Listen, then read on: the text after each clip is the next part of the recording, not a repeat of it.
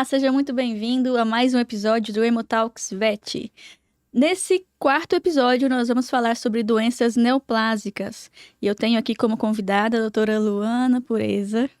Olá, tudo bem? Bom dia, boa tarde, boa noite. Muito bom tê-la aqui com a gente. Nós temos algumas perguntas com a parte hematológica. Neoplasias hematopoéticas. Isso, de neoplasias hematopoéticas, é uma palavra grande e difícil.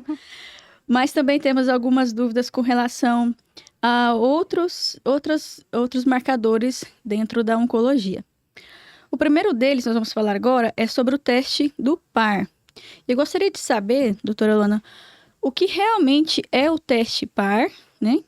E por que ele é tão importante no diagnóstico de linfomas?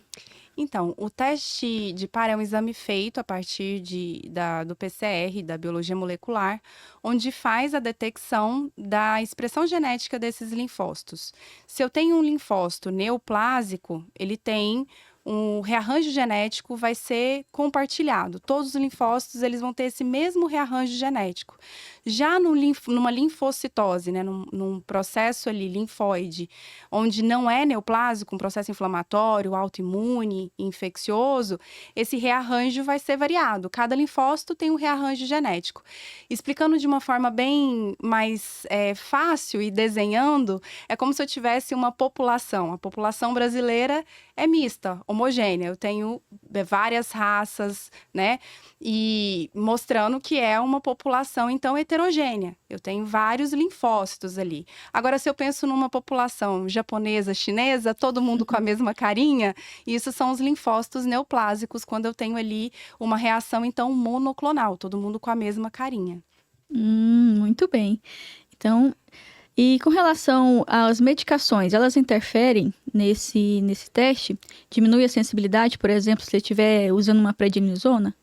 Então, sim, é recomendado a gente fazer o exame da PCR antes da gente entrar com qualquer tipo de medicamento, um quimioterápico, por exemplo, num caso, ou a prednisona. Por quê? Porque a prednisona, o corticoide, ele faz apoptose de linfócito. Então, isso pode prejudicar e eu ter um resultado falso negativo nesse exame. Voltando um pouquinho sobre diagnóstico de linfoma no par, a gente precisa entender sobre questões de limitação. A gente já falou algumas coisas sobre limitações de exames, sobre biomol em hemoparasitose, na virologia. Então, a gente precisa entender quando solicitar também e essas limitações que esses exames têm. Então, o PAR, ele vai fazer essa detecção ali se eu tenho linfócito monoclonal ou policlonal. Mas existem algumas questões... Bom, no consenso de 2025, ele traz falando sobre uma alta sensibilidade e especificidade de 86% a 100% para diagnóstico de linfoma. Mas existem trabalhos, e um trabalho muito bacana, fazendo essa avaliação em felinos com linfocitose, mostrando que felinos, eles têm uma facilidade de ter uma linfocitose que não é neoplásica. Então, em processos inflamatórios e principalmente imunomediados, ali detectado em pacientes com anemia hemolítica, em pacientes felinos, mostrou uma linfocitose considerável, que no exame de citometria de fluxo, ele veio como marcador ali de CD3, mas quando foi realizado o PAR, mostrou que não era monoclonal, e sim um rearranjo diferente, né? Eram vários linfócitos de vários tipos. Então, mostrando que não era realmente um linfoma. Então, a gente precisa entender direitinho que, por exemplo, se eu tenho um paciente que eu tenho uma suspeita de linfoma e eu quero fazer esse diagnóstico, fiz uma citologia, diagnostiquei que é um linfoma e quero ter certeza, eu preciso mandar um material que tenha um aumento de linfócito. Se eu pegar sangue total e encaminhar para fazer a PCR, você não vai visualizar nada. Por quê? Porque não tem essa linfocitose para você ver se é um rearranjo monoclonal ou policlonal. Então, é só para a gente entender sobre essa questão dessas limitações dessa população que pode ser heterogênea numa linfocitose, principalmente em felinos, que tem essa capacidade. Sim, muito bom. E vamos mudar um pouquinho de assunto agora, mas dentro ainda da oncologia. Quando devo pedir o BRAF? O BRAF, ele é um teste que a gente pode usar para... Existem trabalhos mostrando sobre o uso dele em carcinoma urotelial e em carcinomas prostáticos. Ele tem ali uma sensibilidade mostrando a presença ali em 59% desses carcinomas uroteliais e 65% em carcinomas prostáticos. Mas a gente precisa ter uma ideia que ele também não vai ser um método diagnóstico único. A gente não pode usar somente o BRAF para poder diagnosticar. Lembrando que eu acabei de falar, 59% em carcinomas uroteliais e 65% nos carcinomas prostáticos. Então, não é uma quantidade tão elevada. Ele é, então, um adjuvante no diagnóstico, ele vai te ajudar.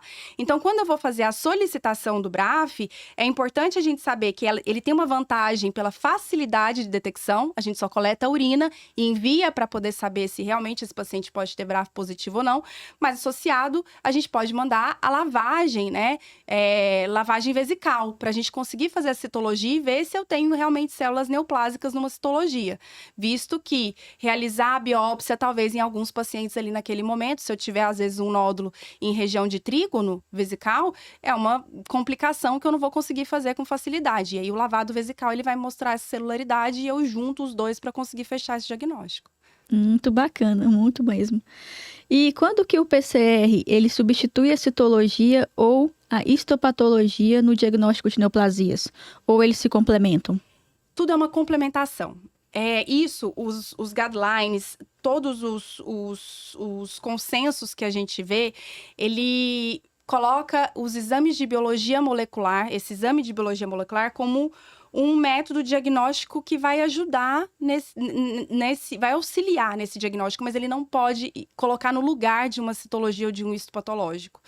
Então, o consenso que também sobre linfoma, sobre diagnóstico linfoma, os métodos, né, fazendo estudo entre citopatologia, citometria de fluxo, histopatológico, imunistoquímica e o par ele é colocado como última possibilidade para a gente realmente bater o martelo. Então, a gente precisa saber, o que eu falo muito é saber quando eu realmente uso esse exame para poder me ajudar. Porque não adianta eu ir lá, fazer uma citologia, e na citologia não dá nada, e eu mandar para par porque eu tenho certeza que é um linfoma. Então, se eu pego uma citologia, na citologia, eu entendo que aquilo realmente tem características neoplásicas, a citologia te fala que pode ser um linfoma de pequenas células ou um linfoma de grandes células, aquele paciente não tem condição nenhuma de passar por um exame histopatológico, por uma cirurgia, anestesia. Por quê? Porque às vezes ele pode ser um doente renal que está numa anemia hemolítica imunomediada, um paciente debilitado que eu não tenho condição de passar por um processo de uma cirurgia, por um histopatológico imunistoquímica. Então, o PAR, ele vai ser um exame que vai me ajudar a confirmar, já que eu tenho a citologia e me fala que tem realmente a suspeita. Agora, se eu tenho um paciente que ele tem condição clínica de passar por um exame de histopatologia e fazer uma imunistoquímica, então eu vou fazer esse paciente passar por uma histopatologia. Eu vou tirar o linfonodo e vou fazer a avaliação. Por quê, Priscila? Porque eu já tive paciente que eu atendi com nódulo cutâneo e fizeram citologia e veio como linfoma. A gente mandou para par, ele veio positivo para par, isso não foi realizado aqui, um paciente de atendimento em telemedicina. E eu pedi eu solicitei imunistoquímica, não era linfoma, porque eu suspeitei, pedi o histopatológico e corrigindo, perdão, não era nódulo cutâneo, era linfonodo escapular. Então, na citologia do linfonodo escapular, veio como linfoma, feito par, veio como monoclonal. Eu pedi biópsia, porque o paciente estava muito bem clinicamente, foi realizada histopatologia, não era linfoma, não satisfeito, ainda pedi imunistoquímica e não era linfoma. Então, a gente tem realmente uma brechazinha ali que pode dar um falso positivo. E aí, poderia ter passado esse paciente por uma quimioterapia que ele não precisava. E por que ele tinha aumento de linfonodo? Ele era um paciente atópico, com uma pele muito, muito, muito ruim e que ele não estava conseguindo estabilizar nessa atopia dele. Então, era por causa disso. E o par, ele deu positivo. Então, a gente tem que entender que se eu tenho condição de fazer esse paciente passar por uma cirurgia e fazer o histopatológico, é melhor para ele fazer o histopatológico, porque os documentos não mentem, o consenso está aqui, está tudo falando. O histopatológico, ele realmente e o histopatológico, a imunofenotipagem, é o melhor método diagnóstico para um linfoma. Isso, muito bom. É importante mostrar esses dados, né, para o pessoal realmente entender que um único exame não é determinante para um diagnóstico. Sempre há um outro a mais para complementar e reafirmar ou descartar, certo? Isso. Hoje a oncologia veterinária, ela está cada vez mais acessível à questão da biologia molecular. Então, graças a Deus, a gente tem crescido cada vez mais e isso está se tornando mais palpável e viável para a gente. Mas o diagnóstico, ele realmente ainda continua sendo uma integração entre clínica, patologia e a genética tumoral, a imunofenotipagem. Isso mesmo. E uma última pergunta, doutora. A gente precisa saber qual que é exatamente as amostras que são encaminhadas para os exames determinados. Para o par, existe uma amostrinha muito popular dentro do laboratório, que é o sangue total. Essa amostra serve ou não serve para fazer o par? Então, existe algo. A gente precisa entender o que a gente está procurando. Se eu tenho um paciente que eu tenho uma leucocitose por linfocitose e eu estou suspeitando que isso pode ser uma leucemia ou um linfoma, que é uma neoplasia hematopoética, eu posso mandar um sangue, sim, total. Posso mandar ali o sangue periférico, né? O sangue total, não tem problema. Aí ele vai conseguir fazer essa detecção, mas eu tenho linfocitose. Agora, se esse paciente não tem linfocitose, se não é essa suspeita, não é um material elegível para ser enviado. Então, o par ele tem a grande facilidade porque a gente pode mandar a lâmina da citologia. Então, muitas vezes a gente faz a citologia, eu só separo a lâmina, encaminho para você, você faz o par em 24 horas, você me dá o resultado. Isso Eu tenho mesmo. colegas oncologistas que morrem de inveja de mim, porque eu tenho essa acessibilidade, essa facilidade. Então, a gente tem que saber realmente o porquê que eu estou solicitando o exame para saber qual material que eu vou enviar corretamente. Muito bom, então. Pessoal, então é isso. E muito obrigado pela audiência de vocês. E fiquem até o próximo episódio, que será o 5º episódio, nosso último episódio, que infelizmente da nossa temporada, mas que será uma conexão, um resumão de tudo que vocês viram até aqui. Um abraço.